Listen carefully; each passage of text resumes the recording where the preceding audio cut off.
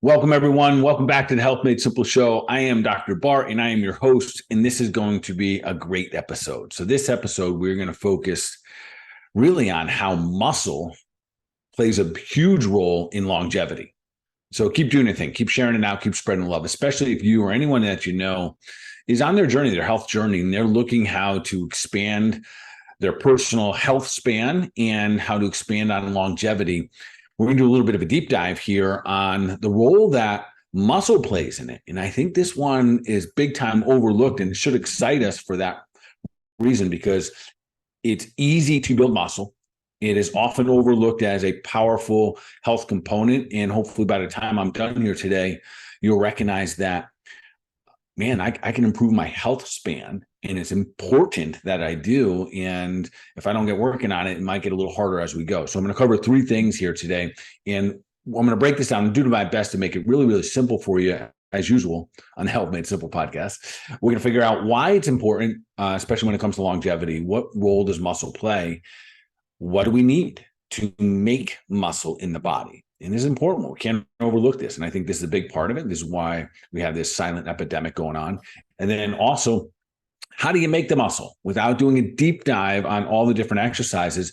Again, I'm going to do the best I can to make it simple for you, even if you're just not that person that's going to go to the gym. What do we do about it? How do we make this happen? And because there are ways, and we're going to make it really simple here today. So welcome, everyone. And let's dive right in. So let's just talk about really the starting point here. Why is muscle so important when it comes to longevity? What role does it even play here? So, I'm going to start by saying this. Muscle is the organ of longevity. And the bummer is that we are losing it as we age. So every decade, we lose roughly about 3 to 8% of our muscle mass. And specifically, if we're not intentionally trying to work on it, so that right there says, 2 decades go by, you could lose 10% of your muscle mass easily, if not more, which means that you're losing one of the keys to keep us strong and healthy and vital into our future years, especially when we talk about things like your health span, not just how long you're going to live, but how long can you live an enjoyable, healthy life? Can you pick up your grandkids? Can you go get some groceries? Can you, go work in the yard, et cetera? So 3 to 8% per decade. And the challenge here is that a lot of times that muscle that we have in our youth is turning into fat. And when that starts to happen, we start to unfold all different kinds of things, the metabolic disorders, type 2 diabetes, heart diseases, cancers, all of these things start to happen with more frequency when we decline our muscle and we start to increase our body fat. The challenge here is that sometimes we're only measuring the scale. And if that's true, the bummer here is that there are a couple of things that take place. You can start to develop, and we see a lot of this, and we call it skinny fat, and there's no technical realm for that, but it just means that you're getting skinny, or you are skinny, and yet your body composition, you don't have a lot of skeletal muscle mass, you actually have a lot of body fat mass. And I'll talk a little bit about that in just a moment here, about how what we do in our office, and maybe it's something you can find outside if you're not local, of how to measure that, because it is a very telltale. And I'll talk about it right now. We use something called an InBody. It's a body composition tester. Literally just stand on it with bare feet and bare hands, and you hold these little arms, and it measures your body composition. By doing that, we can measure your actual body fat mass, very accurate, but also your skeletal muscle mass. And this is one of the more important markers as we move forward, as we age. If this is going down, your vitality is going down. This is one of the most significant aging factors, as we're going to dive into in just a moment here. So let's make sure that we'll talk about different ways that we can measure, but one of the simplest ways is if you have access to a doctor's office, a gym, maybe a nutrition club or something that has something called an InBody. That's a particular type of company or machine that we have that can measure your skeletal muscle mass. Really easy to do. We actually offer no charge, just so people can recognize it. So ladies, listen up to here. Because oftentimes when I start to talk about muscle, women sometimes think, well, this doesn't apply to them. It actually might apply to you more. So do your thing. Keep sharing this out. Keep spreading love, because this is an important topic for all women to talk to. And it probably affects you the most because your decline happens even more once you hit menopause. And when that happens, we start to see things like osteoporosis, osteopenia set in. So we got to really be mindful of how we're setting ourselves up for our future. So We now recognize that the musculoskeletal system, your muscles, are part of your endocrine system. And this is kind of a new part of science, recognizing how closely related your ability to have muscle on your body, how it influences so many other things. So, for example, your muscles are going to be the largest depository of sugars in your body. So your body stores a lot of sugar in your muscles. And so we want to have enough muscle mass so we can help balance out what's taking place in the body. So I would say overall that we really need to start to change the focus, that we have this silent epidemic taking place in our country. And the silent epidemic is that we have less muscle. That's the epidemic. I don't even know that we have an obesity issue. The real issue is we don't have enough muscle, because the bottom line is this. So when we start to work, especially if you're a functional health practitioner, listen to this, or maybe you've been to one, the goal is that you become a stronger human being. So you have more vitality. So even if you have labels like obesity or type 2 diabetes or whatever it may be, one of the goals that your practitioner is going to be working on is getting you fitter, getting you stronger. Because it's not about just losing the weight. It is actually becoming a stronger human being, literally putting on muscle mass. And we recognize a lot of things when it comes to more muscle mass. So, for example, the more muscle mass you have, the more mortality potential goes down. So kind of hear me close when I say this. If your muscle mass goes up, your risk for all causes of mortality go down. I can't say that enough. So basically means the more muscle you have, the less likely you are to die from anything. And again, if you're not comfortable with the gym and you're not comfortable with lifting weights and all that stuff, don't bail out on me. I know it can sound intimidating when it comes to muscle, but I'm also going to walk you through on just what we need to do to become stronger today than we were, let's say a year ago. So, and the other fun thing is that if you're a newbie to this, the beauty is that you probably make the biggest changes, because as you build fat, you're going to lose muscle more. So, and again, I really think that we have to change our focus in our country about losing weight, that it has become this obsession with losing weight. And now we all have these drugs doing it that are creating weaker and weaker human beings. These new drugs, I won't mention the name today, but there's new drugs going out that people are losing weight rapidly. How are they doing it? They're losing their muscle mass. How do we know this? Because some of us doctors are testing these things. So listen, weight loss is not the goal. Being a strong, functional, fit human being, that is the goal. All right. So with that being said, what else do we recognize? Why is muscle so important when it comes to longevity? Cognitive function. If it's declined, if muscle mass declines, we're also seeing cognitive function. That's all those neurodegenerative diseases, like in Parkinson's and Alzheimer's. We also see specifically with Alzheimer's that the symptoms are higher for Alzheimer's patients with the lower muscle mass they have. So again, there's so much evidence. Even women with breast cancer, women who have a higher muscle mass have a lower death rate and mortality rate than have breast cancer. So that by itself, for women, if you're listening to this, put on more muscle, less likely to die from breast cancer. Some other fun things here. They've done some studies here, and I wish I don't have them right here to give you the exact stats, but it's an easy Google. They recognize that hand strength, grip strength, those with stronger grip strength, the ability to literally carry things in their hands, squeeze things with their hands, hang from a bar, the stronger your grip strength, the more you're able to avoid all causes of mortality.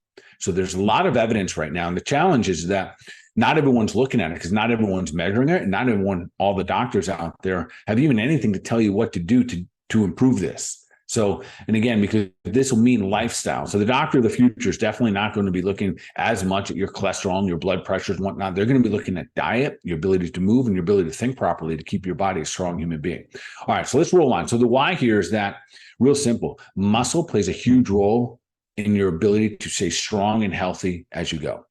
So now we got to kind of focus. And again, we got to change the focus overall off of losing weight and off of obesity and shift that into building muscle, and especially as we age, because this lack of muscle, quite frankly, is becoming an epidemic.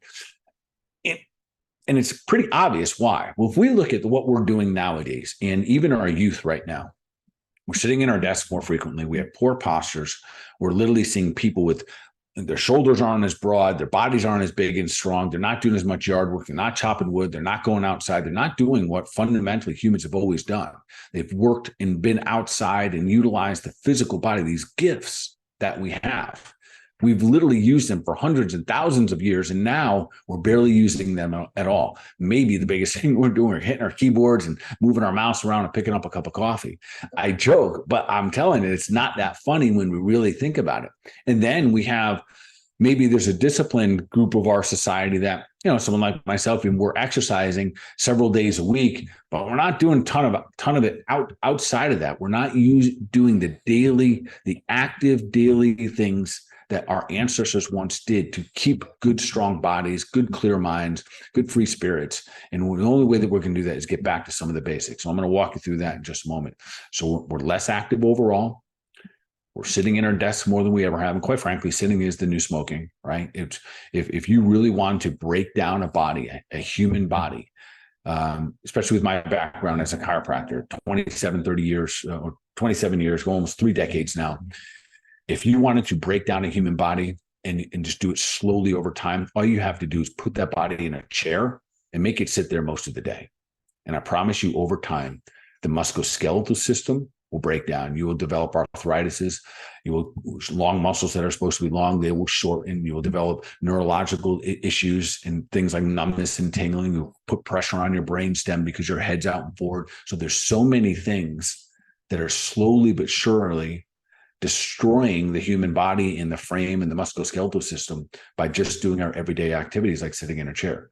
So what do? We do something about it. So, all right. So we'll go from here, from this point moving forward, recognizing it's really important for longevity. It's really important for everyday activity. Let's never take for granted the ability to today being able to pick up our grandchild, to pick up our dogs. I got a couple of my dogs here in the office today. And it gives us, if for no other reason, having some muscle on your body to be able to use your body, and it's all relative to the individual, the ability to use your body is to have that choice is a gift. And I see people every day giving up that choice because they're not willing to put in the work that it takes. Oh yeah, by the way, it's going to take some work to get it.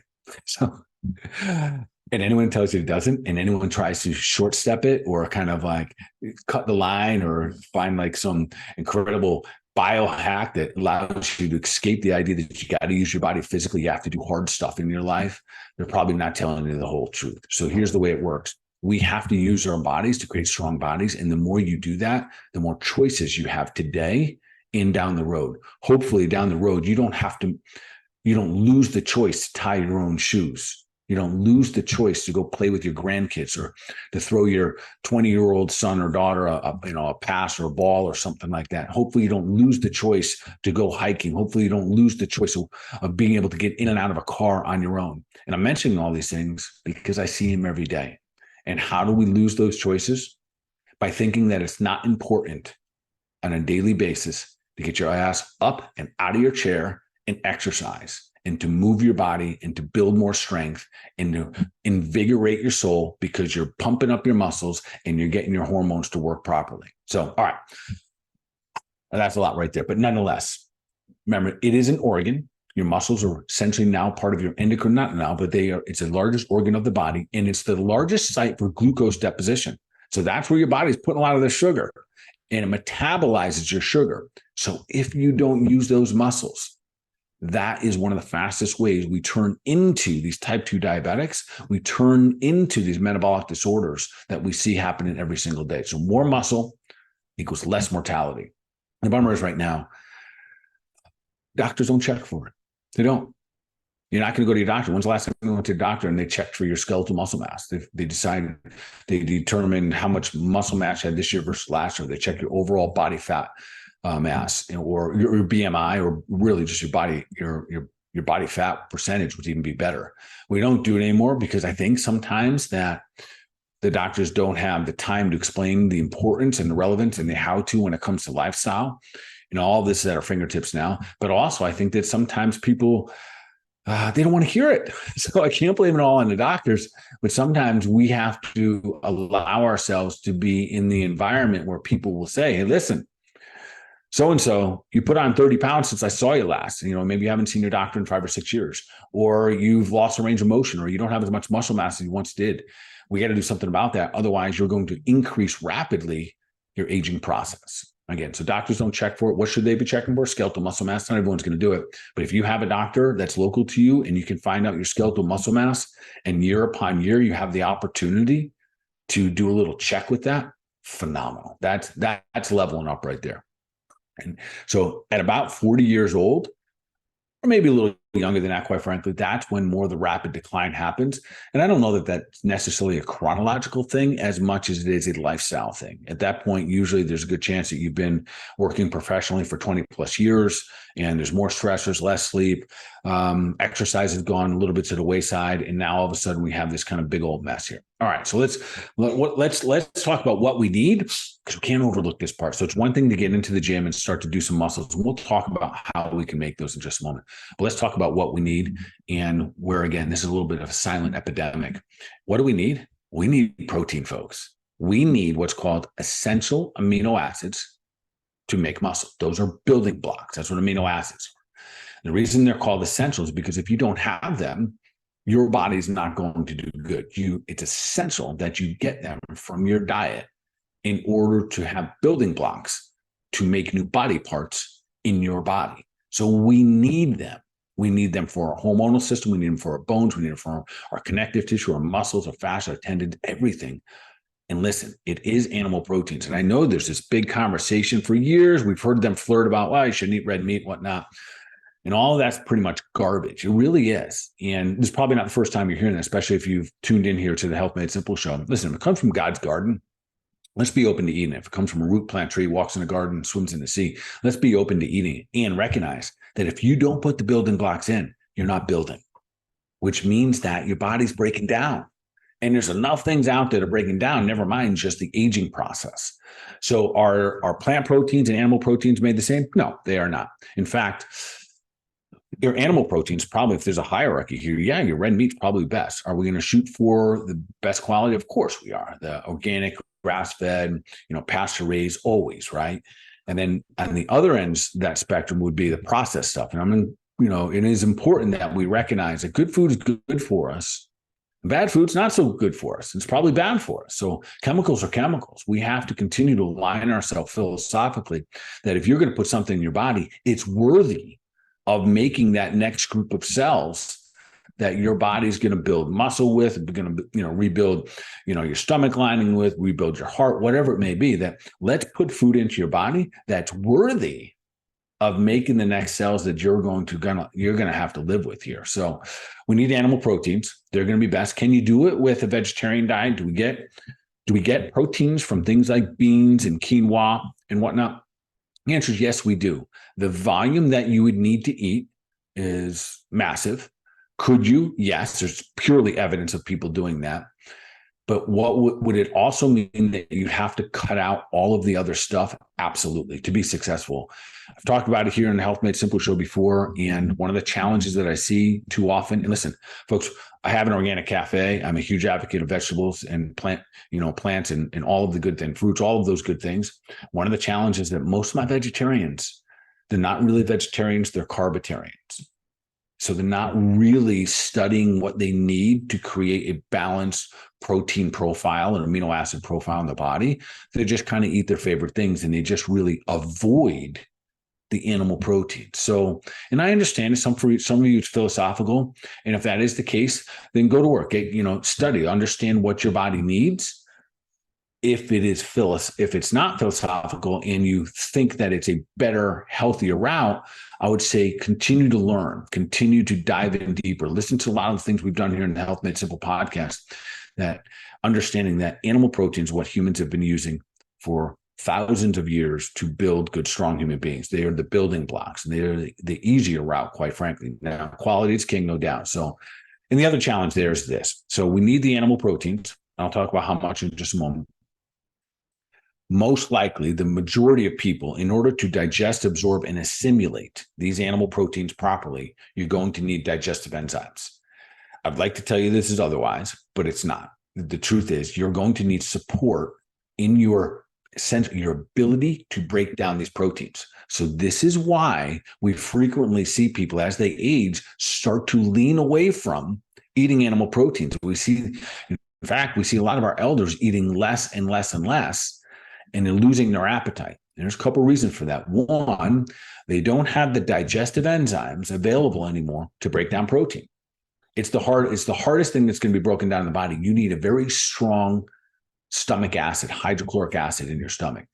And over years of stress and poor foods and chemicals and drugs and all that other stuff, you break down those acids in your body. Literally, your stomach becomes more alkaline and you can't break down proteins that well. Then we start to hear people say things like, well, red meat bothers my stomach. And that's a red flag. Typically, that means that you have a hard time breaking it down and your stomach is now weaker, aka a weaker human being, and you can't break down one of the most favorable sources of proteins for humans. So that's why digestive enzymes is something I talk about all the time. We happen to use one called Zypan. There's a lot of good ones out in the market there, but certainly any type of hydrochloric acid, especially before protein consumption, can be super beneficial for you. So how much protein should we be eating? I don't really like to answer this. My best answer, my favorite answer is listen to your body, and your body will always tell you. If you're looking for a benchmark in the beginning, I would tell you about half your body weight in grams is a target. The more you use your body and you're able to break down tissue, meaning you exercise, the more need and communication that your body's going to have back with you and say, hey, give me some protein. This leans into the conversation of some people saying, I just don't crave red meat anymore. I don't crave protein. I'd rather have blankety blank. That's usually indicative. And a lot of my functional medicine doctors who are listening to this, they understand this and know they see this right away. That usually happens when people are no longer exercising, when they're no longer putting your body under the physical stress to require the building blocks to build back up tissue. So when we exercise, we are putting our body under a form of stress called hormesis. We're breaking down tissue, and then we give it the tools, the essential amino acids, aka proteins, to build it back up. And here's the fun part, folks. The reason that when you put muscle back onto your body, you have less cause for mortality is because you're teaching your body how to break down and build up. And it does not discriminate between a cut, a bruise, or any other disease, a virus, a disease, or anything. It doesn't discriminate on what it's going to break down and build up from. So anytime you're teaching your body to break down tissue and build it back up, you're preparing yourself to be stronger for everything in life. And fortunately, now, even though we've known this forever, we're seeing so much evidence in the literature and in science right now that muscle is your organ of longevity. So what do we need? We need animal proteins, maybe about half your body weight in grams per day. As you work out more, that's going to increase a little bit. And as maybe you're not doing as much, you won't need as much. But recognize this, it'll be the action first. As you use your body more, it'll feel more congruent to eat that much protein. Because you might think in the beginning, so let's just say that a chicken breast, a small chicken breast, your average size chicken breast probably is about 25 grams. So if you had 2 chicken breasts a day, that's only 50 grams. So if you're a 100-pound woman, well, that's a very small human being. That means that's for every woman out there. If you're only 100 pounds, you need at least 2 chicken breasts a day. When I say that, most of you are thinking, wow, I don't even eat 1 a day if I'm lucky. So maybe you just do a little math. And it's the only reason I'm throwing the numbers out today. I don't typically like to use numbers as our benchmark. I don't measure myself, but every now and then it's good just to have it as the ability to go, all right, let me just see what over the next couple of days, how many grams of protein do I consume? And what would it take for me to be better at consuming more healthy versions? And then how much more digestive enzymes might I need? And typically what I recommend is take your digestive enzymes with every meal that you have protein in. All right, again, great sources, right? Animal proteins, I mean, chicken, egg, fish. Maybe the best source overall might be just the fact that they're eggs. Like eggs are fantastic for us, a great source of fat, great source of protein. And if you have concerns about your cholesterols, if you have concerns about some of those other things, those Those myths that we've heard over the years, get with your functional medicine doctor. Let them walk you through it so you can feel good about eating absolutely plenty of eggs on a regular basis, eating red meat every day if you want to, and recognize that those are good, healthy things that'll make good, strong human beings. All right, let's keep rolling here. What else do we need to do? How? This is a big question. So we talked a little bit about why. And why is muscle important? Because we know that it's the muscle of longevity. It is the organ of longevity.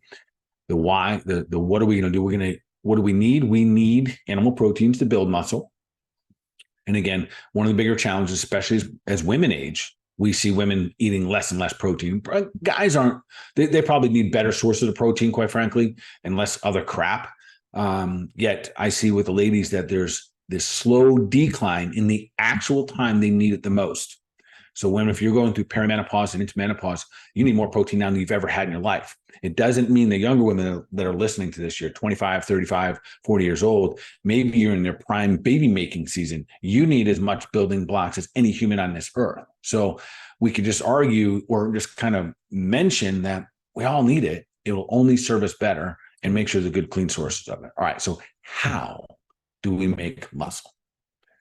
And I want to start off by saying this. You don't need to go to the gym. So I have a lot of women that are clients, and I get to see their faces when I ask them or talk to them about building muscle. I think most of them recognize the need for it. They recognize that they might not be as strong as they once were, or would like to have a little bit more freedom with their own body, literally be able to do things without needing someone else to help them pick up some groceries, pick up a piece of luggage. They'd like to have the strength to do it, but they don't know how to. And I don't want you to be intimidated, because it does not mean that you have to go to a gym. Okay. We don't have to learn how to be a big muscle head. Here's the other thing I would say. A lot of women say, well, I don't want to get bulky. Listen, folks, I've been lifting weights my entire life. When I was a kid, I've been lifting weights. This is it, right? You're either a bulky person or you're not. You can put on a couple pounds here and there, but if you're just doing the good old fashioned way, eating clean, living clean, lifting hard weights, you'll get to a certain size. You're not going to get too bulky. You're not. So the last thing in the world I want you concerned about is getting too bulky. Get strong, get fit. And here's the other thing that so often comes up, and I want to make sure that we address it. You'll hear podcasts like this, or maybe others, or different episodes, and you think, well, it's not all about just being fit, strong, and healthy. And I would agree, it's not. But you better get some. You better get some fitness. You better get some strength. You better get healthy, because good luck without it. Because we need to. And if your doctor's not talking about, get yourself a new doctor. So how do we go about it? Number one thing I'm going to tell you is this, and this is for everyone listening. So this is the first thing I want to do. So you can almost use this as a little checklist as you go here, whether or not you're using muscle as a part of your health span. One is, are you doing anything, right? So we got to check in it. But the number one thing here is this: it's persistence. Getting fit, getting strong, there's no instant gratification. I promise you that. You don't go to the gym, come home, look in the mirror, and get bigger. You don't. It doesn't work that way.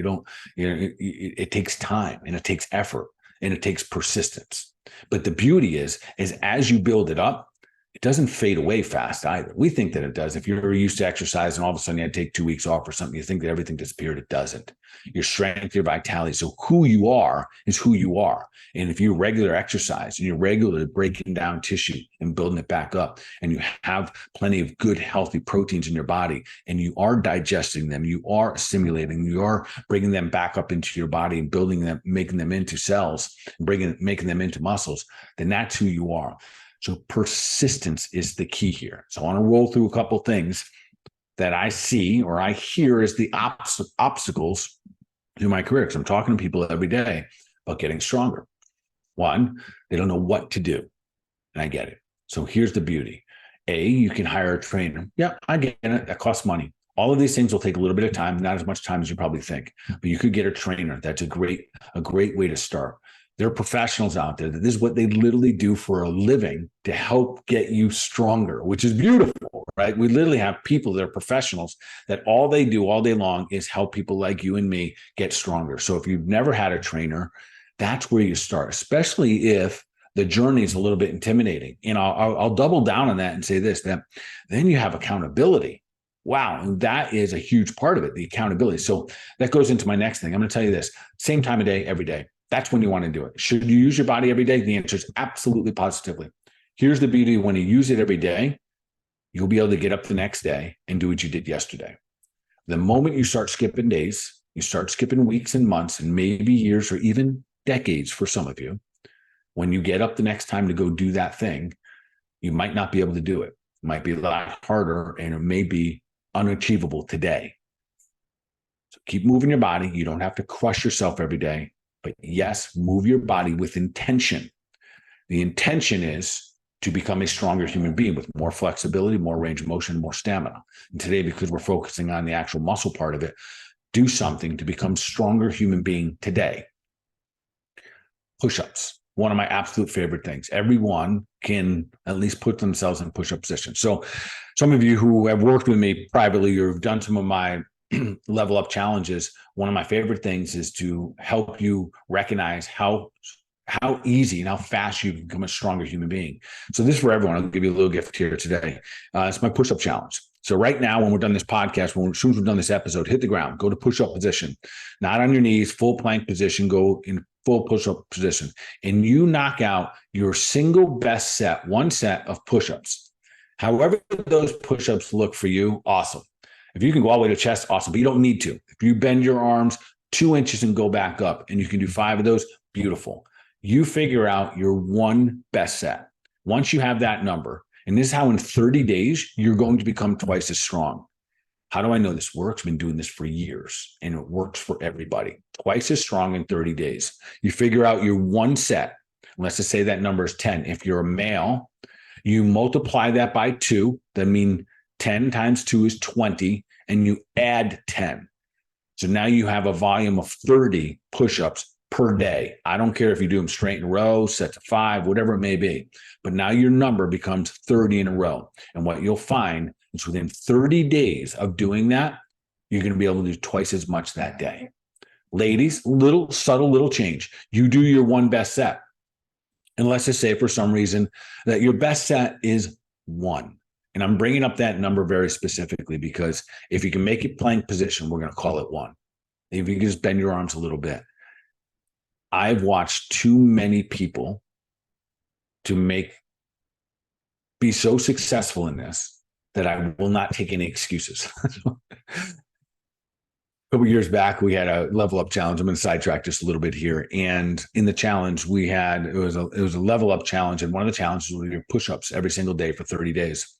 And I don't know why, but there was multiple women in this challenge group, and it's really open to the entire public, that were in their 70s. They weren't together. They were just in their 70s. And the majority of them, their maximum push-ups was 1 per day. Many of those women, after 30 days, could do 30, 40, 50 push-ups in one day. I know that sounds insane. And they would continue to do this months later to a year later. So when someone says they can't do any, it's the only reason you can't do any is if you're not doing them. So I'm going to encourage everyone. So ladies, here's your formula. Your one best today. You multiply that by 2 and you add 5. So if you can only do 1 push-up, multiply by 2, that's 2, add 5, that's 7. 7 push-ups per day. And here's where all your excuses won't count. This is the fun part. You don't need to go to a gym. You don't need, that would take you to do your 7 push-ups, would take you less than 60 seconds. If you don't have 60 seconds for yourself, we have a whole different conversation to have. So you don't need workout shorts. You don't need a workout gym. All you need is a floor. And I guarantee you got a floor wherever you are. So I don't care if you just do 1 push-up 7 times, but find your volume every single day for 30 days straight and prove to yourself that when you put the work in, you get stronger. You know what happens when you get stronger? It feels awesome. No matter what age you are, when you get stronger, you feel better. Mentally, physically, you change your hormones. We have an epidemic of hormone issues in this country. And again, we have obesity, we have hormone issues, we have muscle loss issues. That's the silent epidemic. So the how part of this is persistent. Get a trainer, work out the same time of day every day. Get some hand weights at home. Start with the lightest ones available at Walmart or Target, wherever they're going to be, and increase those over time. Increase your grip strength. You know how easy that is? Go over to the sporting goods store, get yourself a hand grip. If you have a bar, hang from it. If you can hang 5 seconds, awesome. See if next week you can get up to 10 seconds. There are more programs online that are free. I just Googled them before we get on this show today, and there's just too many to even, I wanted to pick one for you. I can't. There's just too many things going on there. I'll give you some other things. Measure how much weight you can lift today. Measure your body size, measure your body fat mass, measure your body fat percentage. If you have the opportunity to measure your skeletal muscle mass, do that as well. Work on an empty stomach. Why would you do that? Because the more you work on an empty stomach, I'm sidetracking a little bit here, but you burn more fat. Yeah, if you don't give yourself a bunch of sugar and carbohydrates to work with, your body still needs energy. So you start to train your body to start burning fat for fuel. Sure, it's going to burn up whatever glucose is available first, but work out on an empty stomach. You're going to be able to speed through this process of changing your metabolism a little bit easier. Ultimately, by doing these things that I just talked about, the repetition, the time of day, putting the proper proteins into your body, all of this, you are training your nervous system. You are reestablishing habits that then reestablish teaching your body what it will need. Let's never lose sight of the fact that the body is a self-healing, self-regulating mechanism, that your body was designed to heal itself, that intuitively, innately, it knows what it needs. And if you don't give it anything to need more, like if you don't give it a reason to build up new cells and new muscles, it's not going to, not just because it thinks it's cool. So you have to continue to be the one to provide the demand, the tissue use to increase your testosterone, to increase your hormones. We can't necessarily increase the amount of time we have in life. I get that, but we definitely can utilize our time spent better. So being fit, healthy, and strong, again, it isn't everything, but you better get some. You got to get some strong, get some strength, get some muscle mass put back onto your body. And as you do it, you will continue to be a better, stronger human being down the road. So if you were in like a live situation right here where you got in my audience, and I wouldn't do this, but imagine for a moment, I ask you to raise your hands if you've become stronger this year versus last year. And that's a little gut check for you right now. Are you stronger today than you were a year ago? And you might say, well, I don't know. Then that right there is what you go work on. Like, how strong are you? How do you figure that out? I don't know. Go figure it out. How many push-ups can you do? How much weight can you lift up off the ground? Those are some simple fundamentals. How's your body mass index? How much muscle are you carrying on your body? Are you becoming a little bit of skinny fat? Or what we call SOFO, right? Skinny on the outside, fat on the inside. That's an epidemic that is really happening. People are losing their muscle mass and it's converting into fat. And that's a problem, folks. And again, your muscle is the organ of longevity. All right. Well, hopefully this has inspired you to go make some muscle. And again, I don't care, even if you're just doing it for vanity. If you like the way your body looks, you're probably more likely to continue with those actions. So are you stronger this year than you were last year? Just a recap of what we talked about here today. Is it important to build muscle mass? Yes, absolutely. The more muscle mass you have, the more you will avoid all causes of mortality. That should say enough across the board, meaning there's less likelihood for you to die with more muscle mass. What do we need to do? We need to give our body the essential amino acids. Those are the proteins. Those are the building blocks. So get them in your body. Start to swing the pendulum back into our favor of being able to build a good, healthy body. And then how do we do this? It's through persistence. There's many opportunities out there, so many programs, so many gyms, and so many great trainers. Go utilize one of them. All right, folks. Hope you've enjoyed this episode of the Health Made Simple show. Hopefully this is moving you in the direction of becoming the best version of you. Keep doing the thing. Keep sharing it out. Keep spreading love. We appreciate that you're here. We appreciate your input. And of course, we're going to take deliberate action for the mind, the body, overall wellness. Y'all be awesome.